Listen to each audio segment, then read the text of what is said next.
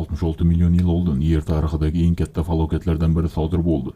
Diametri 15 kilometr bo'lgan meteorit soatiga 43 ming kilometr tezlikda hozirgi Yucatan yarimoroli hududiga kelib urildi. Zarba kuchi millionlab atom bombalarga teng edi.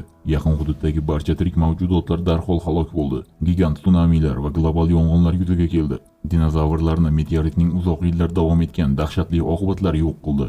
Zarba natijasida atmosferaga juda ko'p miqdorda chang va kul ko'tarildi. Bu esa quyosh nurini to'sib qo'ydi. Natijada fotosintez jarayoni to'xtadi. O'simliklar nobud bo'la boshladi. O'txo'r dinozavrlar ozuqasiz qoldi va ular ham, yirtqichlari ham ochlikdan qirildi. Global sovish davri boshlandi. Yer yuzidagi dinozavrlar bir necha yil ichida qirilib ketdi. Boshqa tirik mavjudotlarning 75% esa 10 ming yil ichida yo'q bo'lib ketdi. Yer sayyorasi o'zining ekologik holatini to'liq tiklashi uchun esa 100 ming yil kerak bo'ldi. Dinozavrlarning bugungi kundagi haqiqiy avlodi qushlardir. Halokatdan faqatgina patli va kichik trepatlar omon qolgan va qushlar ularning avlodlaridir.